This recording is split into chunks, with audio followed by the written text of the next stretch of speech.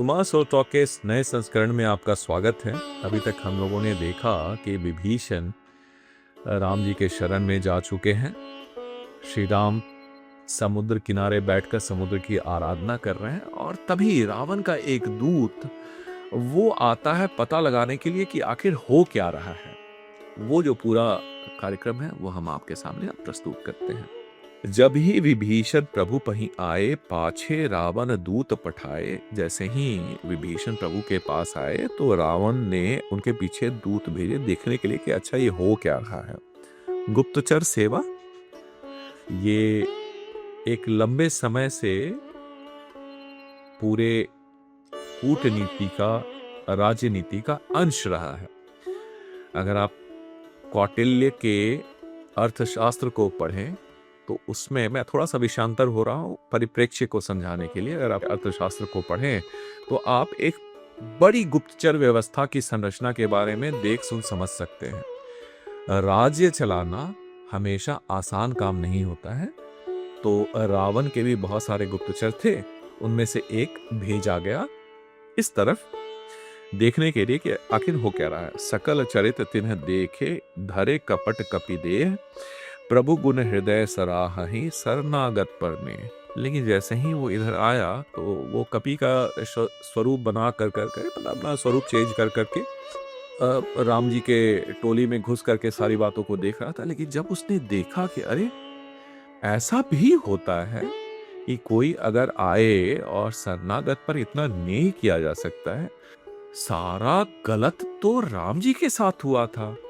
सीता जी हर ली गई थी, वो 14 साल के वनवास पर थे और तब भी इनका इतना मृदु स्वभाव, ऐसा कैसे हो सकता है।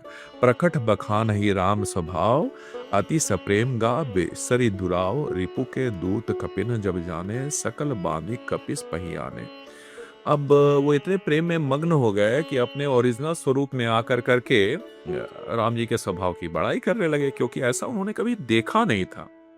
जब वानरों ने ये जाना कि ये राक्षसों के दूत है तो उसको बांध करके सुग्रीव के पास ले आया और उसकी कुटाई पिटाई शुरू कर ली। कह सुग्रीव सुनहु सब बानर, अंग भंग करी पठी बहु निशिचर, सुनी सुग्रीव बचन कपि धाये, बांधी कटक चहुपास फिराए। सुग्रीव ने कहा कि बानरों सुनो, राक्षस के अंग भंग करके भेज दो। दूत है, मारना नहीं है, लेकिन इसका अंग भंग करो और भेज दो। अंग भंग करने का एक बड़ा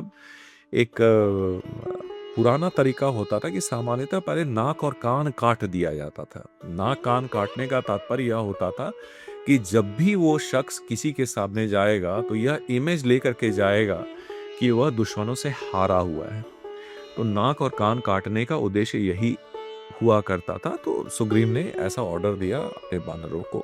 बहु प्रकार मारन कपि लागे, दीन पुकार तदपि न त्यागे, जो हमार हर नासा काना, तेही कोसला दीस के आना।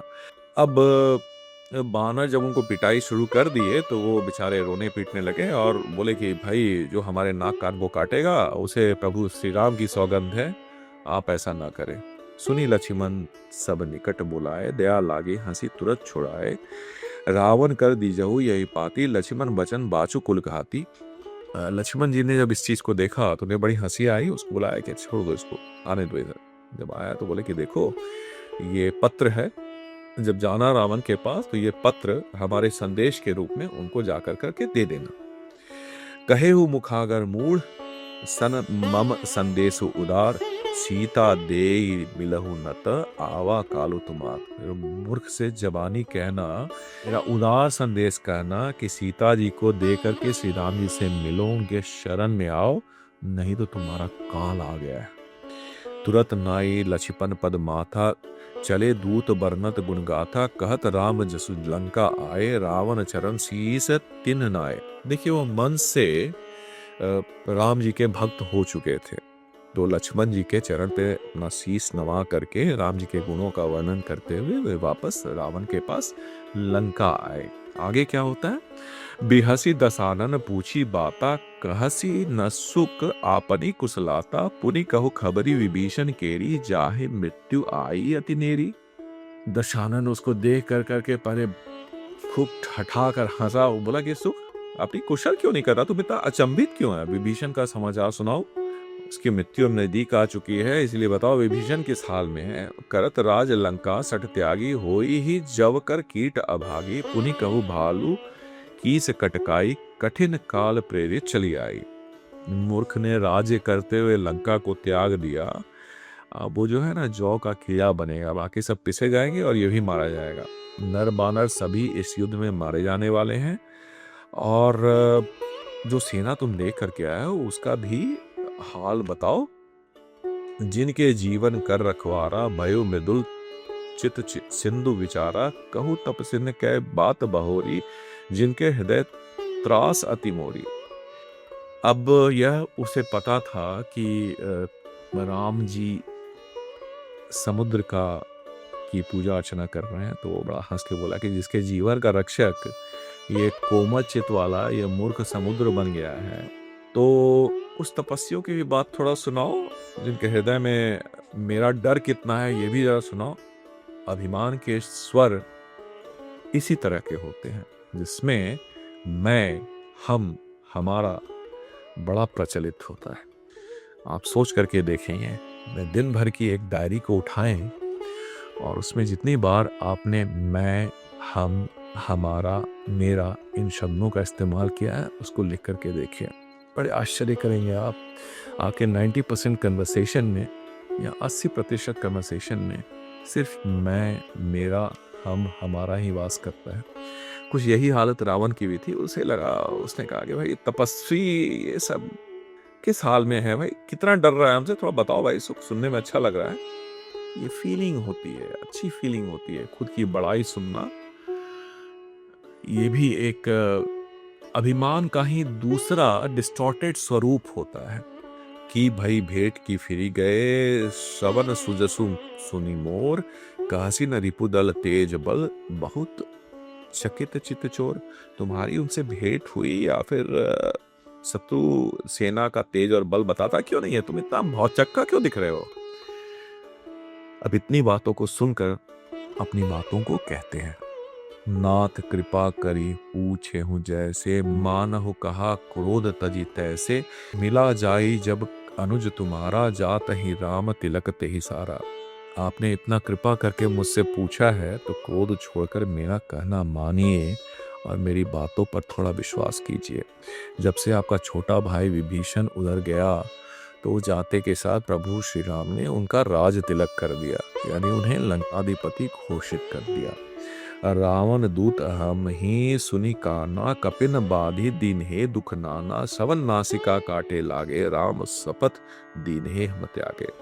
रावण के दूत है यह बात उन लोगों को पता लग गया था, और जितने बानर थे वो हमारे नाक कान को काटने लगे। जब राम जी की सौगंध शपथ दी उन्हें, तब जाकर करके उन्होंने मुझे छोड़ा, हमें छोड़ा।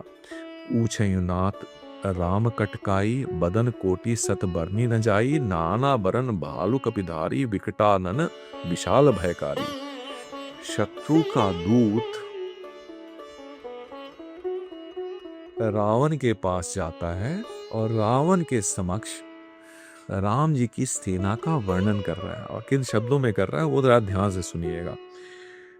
हे नाथ, आपने श्री राम जी की सेना के बारे में पूछी है, वो तो 100 करोड़ मुखों से वर्णन नहीं की जा सकती है। अनेक रंग के भालू बानरों का साथ है, भयंकर मुख वाले, विशाल शरीर वाले, बहुत भयानक हैं।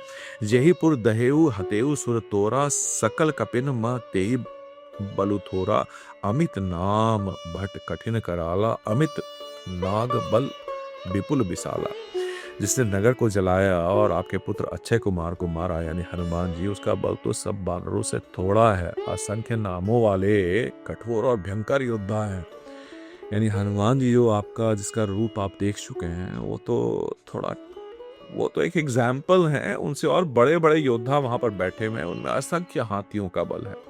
द्विविध मयन नील नल अंगद गद विकटासी, दधिमुख के हरि निसठ, सठ जामवंत बलरासी।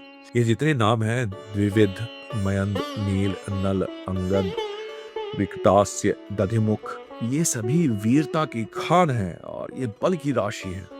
एक अपि सब सुग्रीव सब मना, इन सम कोटिन गनई को नाना, राम कृपा अतुलित बल तिन्हई, तृण समान त्रैलोक ही गणनी। और इनके बल को कौन गिन सकता है? राम जी की कृपा इन पर हो गई है। ये तीनों लोक जो है ना इनके सामने एक तृण के समान है, एक एक तुच्छ है वो, एक तिनके के समान है। अस मैं सुना श्रवण दस कंदर, पदुम 18 जू तप बंदर, नाथ कटक मह सो कपि नाहि, जो ना तुम ही जीते रन माहि। ऐसा मैंने सुना है, 18 पद्म तो अकेले वानरों के सेनापति हैं। पद्म एक संख्या होती है, जैसे कि मिलियन ट्रिलियन कहते हैं इंग्लिश में, उसी तरह से हिंदी में होता है सैकड़ा, हजार, 10,000, लाख, करोड़, अरब, खरब। उसी तरह पद्म आता है उसके आगे के सीरीज में। तो उनका कहना था, ये थोड़ा एग्जैजरेशन भी हो सकता है, लेकिन ये वे ऑफ प्रेजेंटेशन है कि देखिए इनके पास तो करोड़ों हाथियों का समूह है। अब करोड़ हाथी पूरे पृथ्वी पर थे कि नहीं, ये तो कोई नहीं बता सकता है, लेकिन ये बता रहे हैं कि यहाँ पर 18 पद्म तो सिर्फ सेनापति हैं, तो आप समझ लीजिए कि उनके पीछे उनके फॉलोअर्स कितने हैं। परम क्रोध मिजहि सब हाथा, आयसु पै न देहि रघुनाथा, सो सही सिंधु सहित झस ब्याला, पूरहि न त भरी उधर विशाला। सबके मन अत्यंत क्रोध में है, सब क्रोध से अपने हाथ को भींच रहे हैं कि मछली और सांप सहित समुद्र को सोख लेंगे। प्रभु श्री राम सिर्फ उन्हें इसकी आज्ञा नहीं दे रहे हैं, नहीं तो वो तो जो चाहे वो कर देते। मर्दी गर्द मिल वही दस सीसा, ऐसे ही बचन कह ही सब कीसा, गर्जहि तरजहि सहज असंका, मानहु ग्रसन चाहत हाहि लंका। वो सब इतने क्रोध में हैं, इतने निडर हैं, इस तरह से गरज रहे हैं, झपट रहे हैं कि मानो वो लंका को निगल ही लेंगे। सहस सूर कपि भालू, सब पुनि सीर पर प्रभु राम, रावण काल कोटि कहूँ, जीती सकहि संग्राम। ये इतने बहादुर हैं, इतने बलशाली हैं कि करोड़ों काल को जीत सकते हैं। आप तो बहुत छोटी चीज है। राम तेज बल बुद्धि विपुलाई, शेष सअस सत सकहि न गाई, सक सर एक सोशी सत सागर, तब भ्रात ही पूछे नयनागर। श्री राम जी के तेज और बुद्धि के का तो बयान शब्दों में किया ही नहीं जा सकता। उनके एक बाण से समुद्र सोखे जा सकते हैं। लेकिन नीति निपुण प्रभु श्री राम ने आपके भाई से उपाय पूछा, जिस पर विभीषण के कहने पर वो समुद्र की उपासना वर्तमान में कर रहे हैं। तासु बचत सुनी सागर पाही, मागत पंथ कृपा मन माही, सुनत बचन बिहसा दह सीसा, जो असीमति सहाय कृत कीसा। आपके भाई के वचन को सुनकर, उनके सुझाव को मानकर समुद्र को सोखने वाला अपना बाण नहीं चला रहे हैं और उनसे याचना विनय कर रहे हैं। यह बात सुनकर रावण बहुत हंसा। समुद्र उसके लिए क्या था? कुछ नहीं था। तो बोला कि ठीक है, जब ऐसे मूर्ख बानरों को और मेरे भाई को जब उसने अपना सहायक बनाया है, तब तो आप रिपु का, अपने दुश्मनों की बुद्धि का मैंने था ले लिया। सहज भीरु कर बचन रिढ़ाई, सागर सम ठानी मचलाई, मूढ़ मृषा कर करसी बढ़ाई, रिपुपल बुद्धि था न पाई। अब स्वाभाविक रूप से डरपोक विभीषण को उसने समुद्र से विनय करने की कोशिश की है, तो मैं समझ गया कि तुम क्या झूठ मूठ का बड़ाई कर रहे हो, ये है वो है। राम यानी दुश्मन यानी शत्रु, उसके बुद्धि बल की था मैंने पा ली। सचिव सभीत विभीषण जाके, विजय विभूति कहाँ जगता के। जिसके पास विभीषण जैसा डरपोक मंत्री हो, उसको जीत क्या, वो तो युद्ध में खड़ा भी नहीं हो पाएगा। यह बात सुनकर के वो बड़ा मन से उसे बुरा लगा। तो सुनी खल बचन दूत रिस बाढ़ी, समय विचारी पत्रिका काढ़ी। तो गुप्तचर जो था वो वहां पर देख करके, जो लक्ष्मण जी का पत्र था उसे निकाल कर करके सामने प्रस्तुत किया। रामानुज तिन्हि यह पाती, नाथ बचाई जुड़ाव छाती, बेहसी बाम कर लिन्हि रावण, सचिव बोली सठ लाग बचावन। राम जी के छोटे भाई लक्ष्मण जी ने यह आपको भेजा है, आप इसको पढ़ लें, इसको पढ़िए और अपनी छाती को ठंडी कीजिए। रावण ने हंसकर उसे बाएं हाथ से लिया और मंत्री को बुलाकर बोला कि पढ़ो इसको।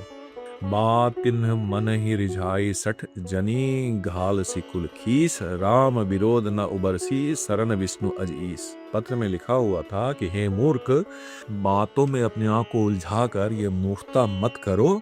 राम का विरोध करने पर तुम्हें विष्णु, ब्रह्मा और महेश के शरण में जाने पर भी कोई नहीं बचाएगा। की तजीमान अनुज इव, प्रभु पद पंकज भृंग, होहि की राम सरानल, खल कुल सहित पतंग। या तो अभिमान छोड़ करके जैसा विभीषण ने किया वैसा तुम भी करो, और नहीं तो श्री राम जी के बाण में तुम अपने परिवार के साथ पतिंगे की तरह जल जाओगे। सुनत सभय मन मुख मुस्काई, कहत दसानन सभी सुनाई। भूमि परा कर गहत आकाशा, लघु तापस कर बाग बिलासा। रावण यह सुनकर थोड़ा मन में भयभीत हुआ, लेकिन ऊपर से मुस्कुराता हुआ उसने कहा कि अरे ये तो छोटा तपस्वी जो है ये भी बहुत बड़ा बड़ा ढींग हाँक रहा है भाई, और ये पृथ्वी पर खड़े होकर के आकाश को पकड़ने की कोशिश कर रहा है। कहा सुख नाथ सत्य सब बानी, समझहूं छाड़ी प्रकृति अभिमानी। सुनहु बचन मम परिहरि क्रोधा, नाथ राम सन तजहु विरोधा।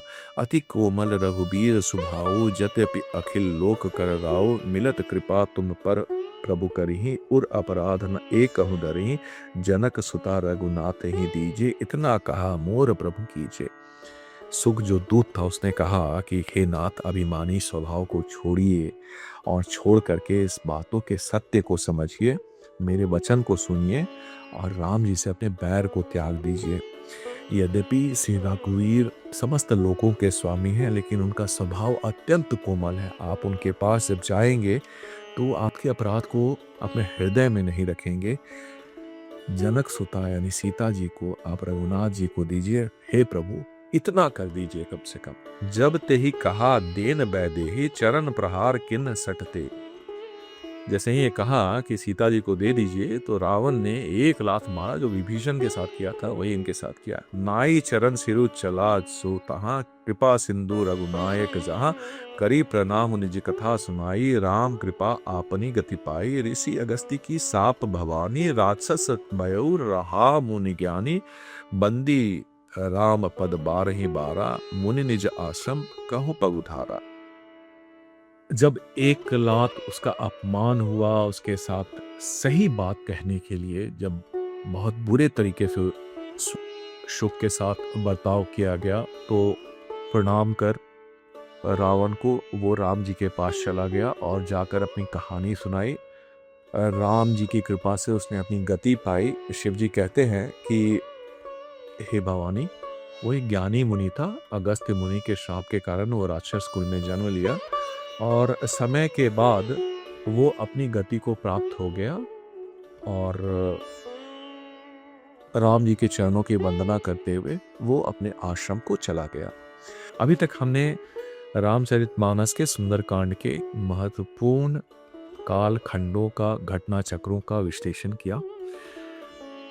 अगले चरण में यानी अंतिम एपिसोड में अंतिम इंद्राज की हम लोग चर्चा करेंगे और आप सभी से अनुरोध होगा कि कृपया लाइक, शेयर, कमेंट के साथ अपने विचारों को अवश्य प्रकट करें।